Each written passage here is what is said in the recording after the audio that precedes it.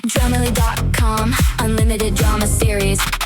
The irony wasn't lost on me as I adjusted the VIP wristband around my wife's delicate wrist. Here I was, Dave Mitchell, owner of Mitchell Tech Repair, a guy who spent his days fixing broken phones and crashed computers, preparing to watch my own life crash spectacularly at the Millbrook Music Festival. "You're the best husband ever," Selena cooed, her manicured fingers smoothing down her designer festival outfit. At 35, she still turned heads, especially in her role as senior account executive at Hartwell PR. "Getting these VIP passes must have cost you a fortune." It had.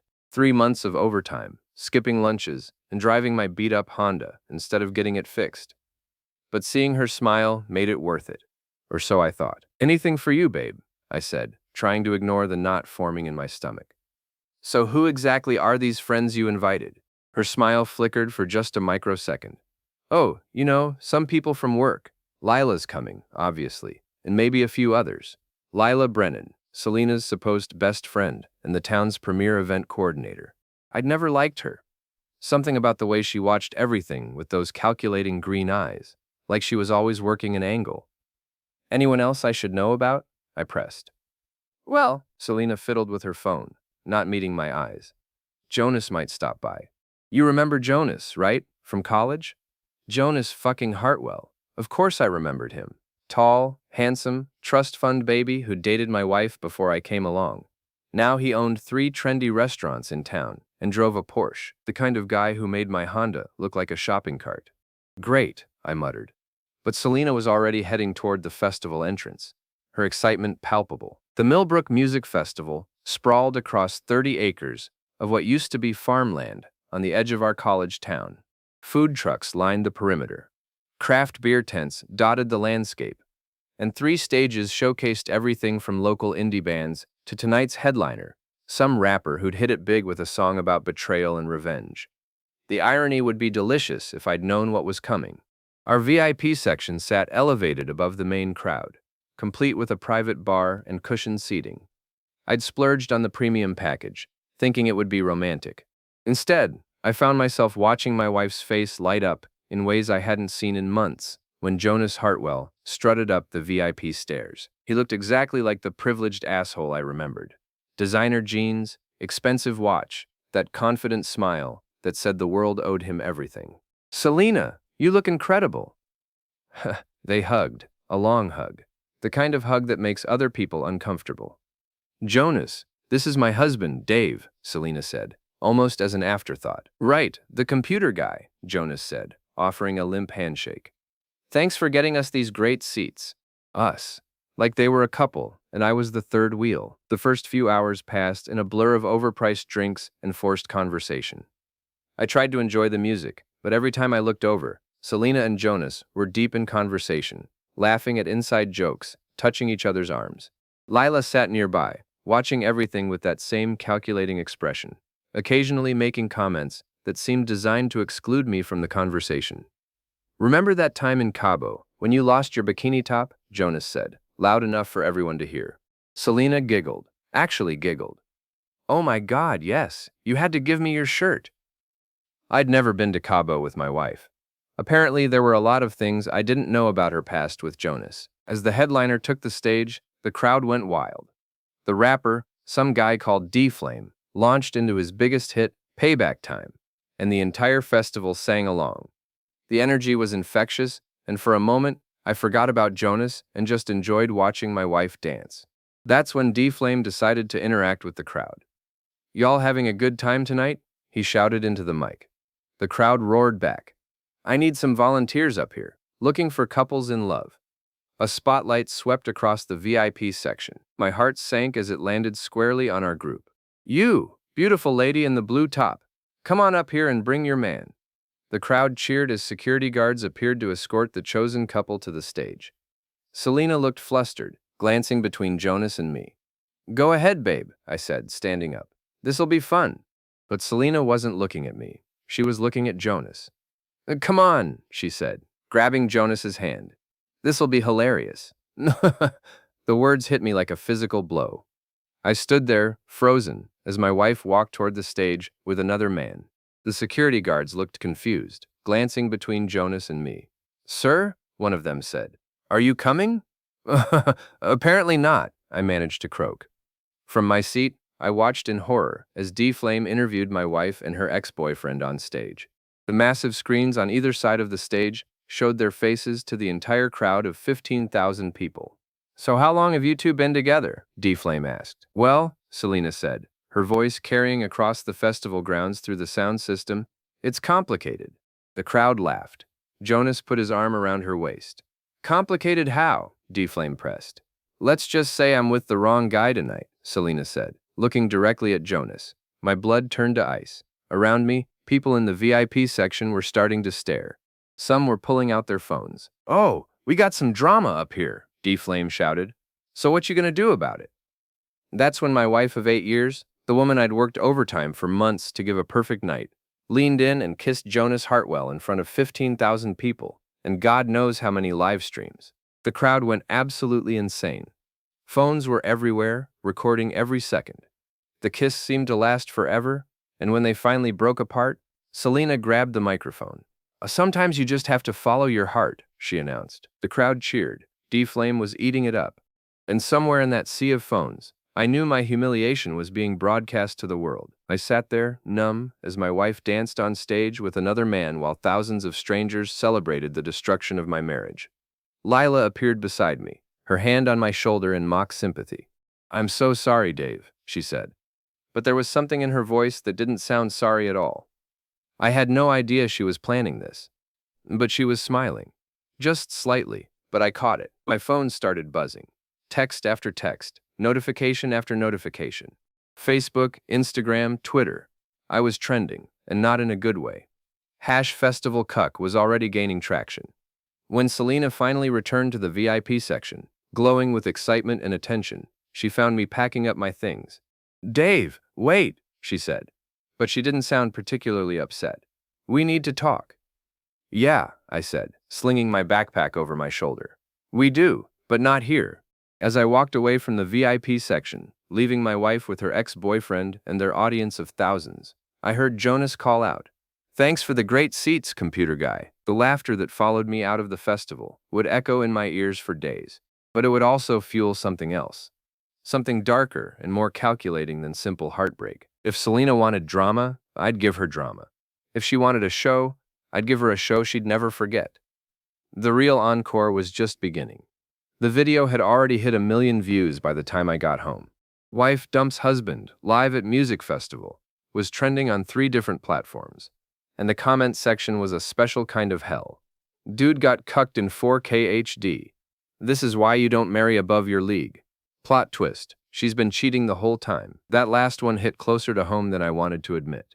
I sat in my empty living room, scrolling through an endless stream of memes featuring my shocked face from the moment Selena grabbed Jonas instead of me. Someone had already turned it into a GIF with the caption, "When you realize you're the NPC in someone else's love story." My phone rang. Trish Kowalski, owner of Murphy's Tavern, and the closest thing I had to a best friend in this town. "Jesus Christ, Dave. I just saw the video. Are you okay?" "Define okay," I said, taking another sip of beer. "My wife just publicly humiliated me in front of half the internet, so I'm having a pretty standard Tuesday night." "Where is she now?" I glanced toward the stairs.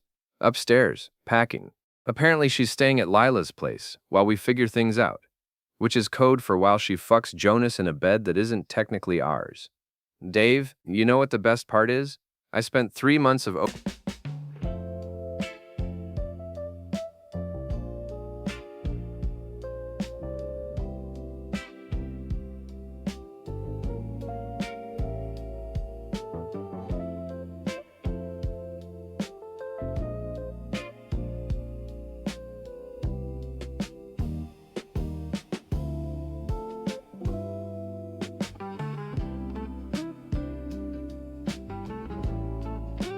overtime money on those VIP tickets.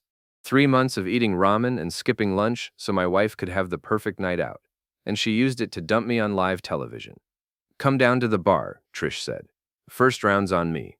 "Thanks, but I think I'll stay here and enjoy my newfound internet fame." "Did you see the one where they put my face on the crying Jordan meme?" Trish was quiet for a moment.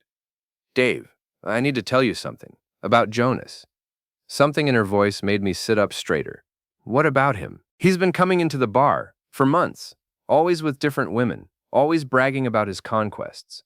Last week, he was drunk and talking about how he was going to reclaim what was his. I thought he was just being a drunk asshole, but now, the pieces were clicking together in my head.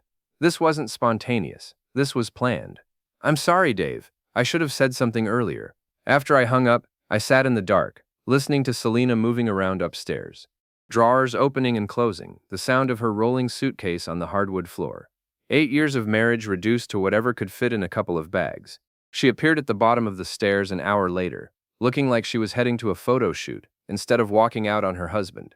Even leaving me, she had to look perfect. We need to talk about the house, she said, not quite meeting my eyes. And the joint accounts. Do we? I said, not getting up from the couch. Or do we need to talk about how long you've been planning this little performance?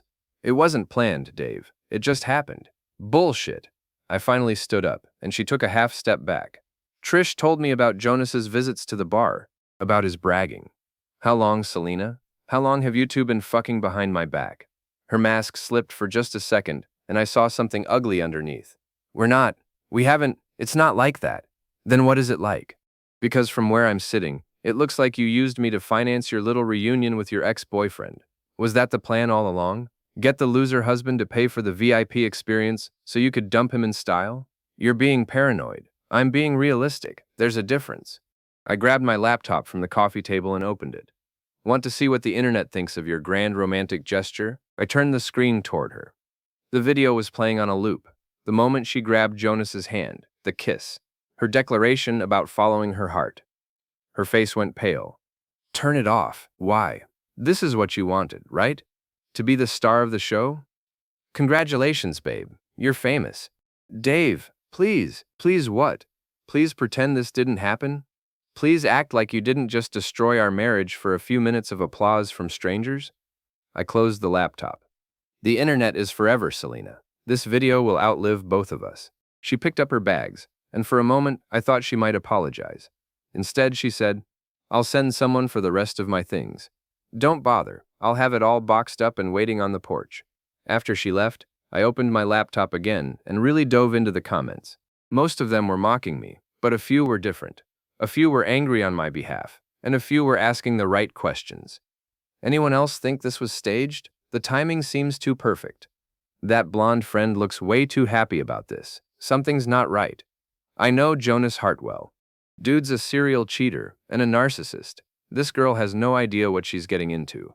I started screenshotting the comments, particularly the ones about Jonas. If people were already questioning the narrative, maybe I could help them along. My phone buzzed with a text from an unknown number. Saw the video. That sucks, man. If you want to know more about Jonas, meet me at Denny's on Route 9 tomorrow at noon. 9S to friend. Interesting. Very interesting. I spent the rest of the night doing what I do best, digging into digital information, social media profiles, business records, anything I could find about Jonas Hartwell and his various enterprises. What I found was fascinating. 3 restaurants, all struggling financially despite their trendy reputations. A pattern of hiring young, attractive female staff who never seemed to last long. Multiple Yelp reviews mentioning inappropriate behavior from management. And most interesting of all, a series of business loans that were coming due in the next 6 months. Jonas wasn't the successful entrepreneur he pretended to be. He was drowning in debt and desperately trying to maintain his image, which made his pursuit of my wife, a successful PR executive with a stable marriage and joint assets, look a lot more calculated. I was still researching when the sun came up, fueled by coffee and spite. By then, the video had hit 3 million views and spawned dozens of reaction videos and analysis pieces. I was officially a meme, but I was also starting to see the bigger picture. This wasn't just about Selena leaving me for her ex-boyfriend. This was about Jonas Hartwell targeting my wife as a solution to his financial problems. And if that was true, then Selena wasn't the mastermind of my humiliation. She was just another one of his victims, which meant I had 2 targets for my revenge instead of 1. My phone rang. The caller ID showed my 17-year-old daughter Mia's number. She was supposed to be at her mom's house, my ex-wife from my first marriage, but apparently the internet had reached her too. Dad? I just saw the video. What the hell happened? Your stepmother decided she'd rather be with someone else, I said, trying to keep my voice steady. It's complicated. It's bullshit is what it is, Mia said, and I was surprised by the anger in her voice. I never liked her anyway. She always acted like she was better than everyone else. Mia. No, Dad, this is messed up. You worked so hard to make her happy, and she just, God, in front of all those people. That's so cruel. Hearing my daughter defend me broke something loose in my chest. For the first time since the festival, I felt tears coming. I'm sorry you had to see that, sweetheart. Don't apologize. She should be apologizing. 2,000. I didn't get any jewelry. I was ending With a it. diamond goodbye gift? Watch more on Grammarly.com. Apologizing. To you, to me, to everyone who has to deal with her drama. Mia paused. Dad, are you going to be okay? Yeah, I said, and for the first time I meant it. I'm going to be just fine. After I hung up, I looked at myself in the bathroom mirror. 41 years old, graying at the temples, crow's feet starting to show. Not the kind of guy who typically got revenge on his cheating wife and her rich boyfriend. But then again, they'd underestimated me before. Jonas saw a computer repair guy and assumed I was harmless. Selena saw a stable provider and assumed I was boring. Neither of them had considered that the guy who spent his days fixing broken things might be very good at breaking things that worked. I had a meeting at Denny's in 6 hours, and after that, the real show would begin. The man waiting for me at Denny's looked like he'd stepped out of a noir film. Rumpled suit, tired eyes, and the kind of 5 o'clock shadow that suggested he'd been up all night. He waved me over to a corner booth and introduced himself as Marcus Webb, a private investigator. Sorry about the cloak and dagger routine, he said, stirring sugar into his coffee. But what I'm about to tell you could get messy. Messier than my wife kissing another man in front of 15,000 people? Marcus smiled grimly. Yeah, actually, much messier. He slid a manila folder across the table. Jonas Hartwell is in serious financial trouble. His restaurants are hemorrhaging money. He's got gambling debts in 3 states, and his business loans are about to get called in. I opened the folder and found bank statements, credit reports, and what looked like surveillance photos of Jonas entering and leaving various locations around town. How did you get all this? I've been investigating Jonas for 6 months, Marcus said. Hired by the wife of one of his other victims. Guy's got a pattern. He targets married women with assets, seduces them, convinces them to leave their husbands, and then bleeds them dry before moving on to the next mark. The coffee in my mouth turned bitter. How many women that I can prove? 4 in the last 2 years. Your wife makes 5. Marcus pulled out his phone and showed me a series of photos. Sarah Chen divorced her husband last year after Jonas convinced her he was in love with her. She liquidated her 401k to invest in his restaurant. He dumped her 3 months later.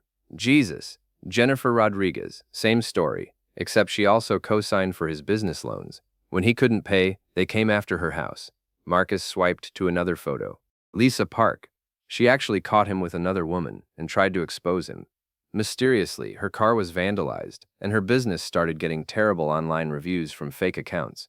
I stared at the photos of these women. All attractive, all successful, all looking devastated in the surveillance shots. And the police can't prove anything criminal. He's careful, never technically commits fraud, just emotional manipulation and financial seduction. Marcus leaned back in his booth. But you're different. How so? You're not one of his victims. You're collateral damage, which means you don't have the emotional attachment that kept the other women from fighting back. Marcus's smile turned predatory. You want revenge? I want justice. Maybe we can help each other. Over the next 2 hours, Marcus laid out everything he'd learned about Jonas's operation. It was more sophisticated than I'd imagined. He had help. Lila Brennan, Selena's supposed best friend, was his scout. She'd identify potential targets, befriend them, learn about their finances and marital problems, then feed the information back to Jonas. Lila's been working with Jonas for over a year, Marcus explained. She gets a cut of whatever assets he manages to extract from his victims. Your wife wasn't randomly selected, Dave. She was specifically targeted. The pieces fell into place with sickening clarity. Lila's sudden friendship with Selena 6 months ago. Her constant suggestions that Selena deserved better, that she should focus on herself, that marriage was just a piece of paper.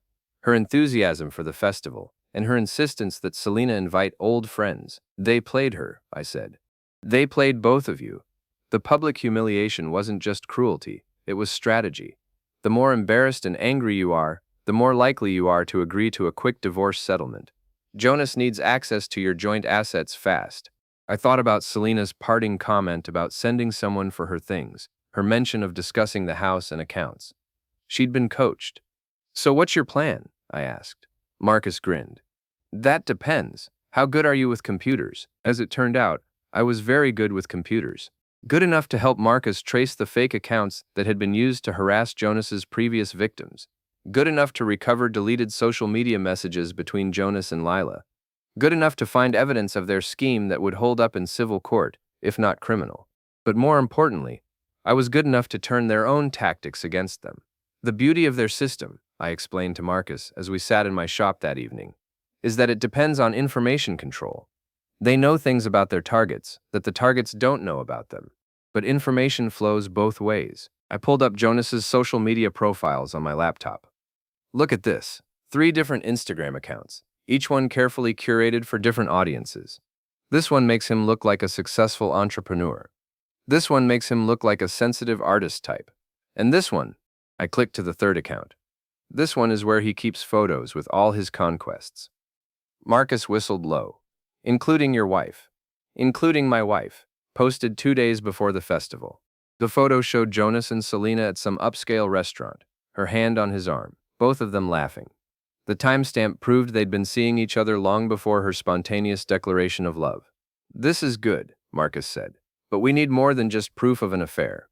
"Oh, we'll get more." I was already typing, my fingers flying across the keyboard. Jonas made one crucial mistake. He underestimated his target's husband. Over the next 3 days, I systematically dismantled Jonas Hartwell's carefully constructed online persona. I didn't hack anything, that would be illegal. Instead, I used publicly available information and social engineering to expose the contradictions in his various profiles. I created a timeline showing how his claims of business success didn't match his actual financial filings. I cross-referenced his social media posts with court records to show his pattern of targeting married women. I even found security camera footage from a restaurant where he'd been seen arguing with one of his previous victims. But my masterpiece was the website I built, jonashartwelltruth.com. Clean, professional, and devastating. It laid out the entire scheme with documentation, photos, and testimonials from his previous victims, women who were finally ready to speak out once they realized they weren't alone. The site went live on a Friday morning. By Friday afternoon, it had been shared across every social media platform in town. By Friday evening, Jonas was trending again, but this time, he was the villain. My phone rang around midnight. Selena's number.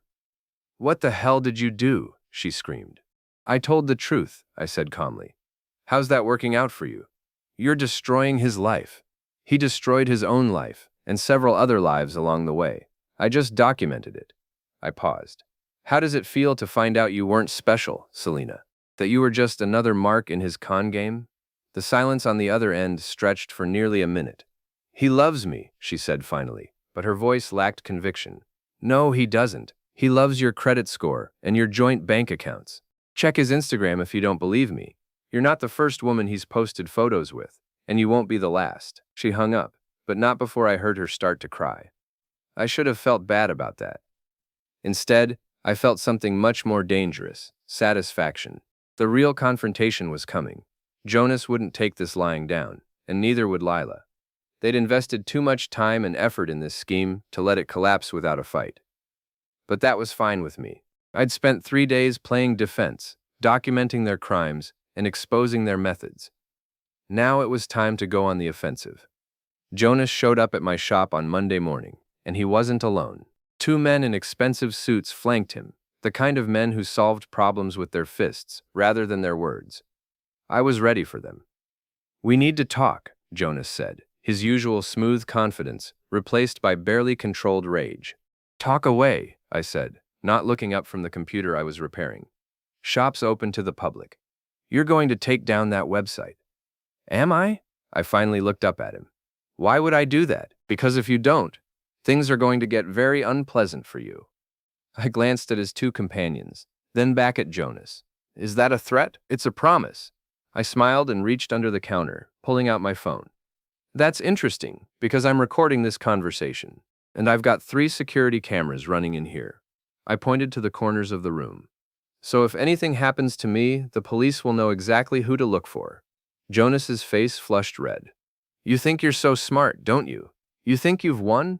I think I've exposed a predator who's been victimizing women for years. If that makes me smart, I'll take it. Those women knew what they were doing. They made their own choices. After you manipulated them with lies and false promises. After your partner Leela fed you inside information about their marriages and finances. I stood up, and Jonas took a half step back. I've got documentation of everything, Jonas. Your gambling debts, your failed businesses, your pattern of targeting vulnerable women. The only choice those women made was trusting the wrong person. Prove it. I turned my laptop around so he could see the screen. It showed a series of text messages between Jonas and Leela, discussing strategy for approaching Selena. She's unhappy in her marriage. Husband works too much, doesn't appreciate her. Classic pattern. What's the financial situation? Joint accounts. House is paid off. She's got a good job. Could be worth 200-300K if we play it right. Perfect. Start working on her self-esteem. Make her feel like she deserves better. Jonas went pale as he read his own words. Where did you get these? Lila's not as smart as she thinks she is. She never deleted them from her cloud backup. I closed the laptop. The question is, does Selena know she was just a business transaction to you? You bastard. Jonas lunged forward, but I was ready. I sidestepped and let him crash into the counter, then grabbed his arm and twisted it behind his back. His 2 companions started forward, but froze when they saw the baseball bat in my other hand. Here's what's going to happen, I said, my voice perfectly calm. You're going to leave my shop. You're going to stay away from my wife, and you're going to find a new line of work, because this town isn't big enough for your scams anymore. Let me go! When I'm finished talking. I twisted his arm a little tighter. I've sent copies of everything I found to the district attorney's office, the state attorney general, and the FBI's Financial Crimes Division. I've also sent copies to every major news outlet in the region. Your face is going to be on the evening news tonight, Jonas. How's that for publicity? I released his arm and stepped back. Jonas straightened his jacket, trying to salvage some dignity. This isn't over, he said. Yes, it is. You just don't know it yet. After they left, I called Marcus Webb. Phase 1 complete, I told him. He took the bait. Good. Are you ready for Phase 2? More than ready. Phase 2 began that evening. I'd arranged for Trish to host a community meeting at her bar, ostensibly to discuss the Jonas situation, but really to get all the key players in the same room. Selena showed up, looking haggard and uncertain. Lila came with her, playing the supportive friend role to perfection. Jonas arrived fashionably late, probably hoping to make some kind of dramatic entrance. What he found instead was a room full of his previous victims. Ladies and gentlemen, I said, standing up as Jonas walked through the door. I'd like you all to meet Jonas Hartwell. Some of you already know him quite well. Sarah Chen stood up first. You son of a bitch, you destroyed my marriage. And my credit, added Jennifer Rodriguez. And my business, said Lisa Park. Jonas looked around the room like a trapped animal. I don't know what lies this man has been telling you. We compared notes, Sarah interrupted. Turns out you used the exact same lines on all of us. The exact same promises. Even the same restaurants for your dates. Selena was staring at Jonas with growing horror. Is this true? Selena, baby, you have to understand. Don't call me baby. She stood up, her voice shaking with rage. Just answer the question. Is it true? Jonas looked around the room, saw the faces of his victims, saw Marcus Webb sitting in the corner with his camera, saw me watching him with cold satisfaction. It's not what you think, he said weakly. It's exactly what I think, Selena said. Oh God, I'm such an idiot. I destroyed my marriage for a con man. Selena, wait. But she was already walking toward the door. She stopped next to me, tears streaming down her face. I'm sorry, she whispered. I'm so sorry. I know, I said. But sorry doesn't fix this. She nodded and left. Lila tried to follow her, but I blocked her path. Not so fast, I said. We need to talk about your role in all this. Lila's mask finally slipped completely. The sweet, supportive friend disappeared, replaced by something cold and calculating. You can't prove anything, she said. Actually, I can.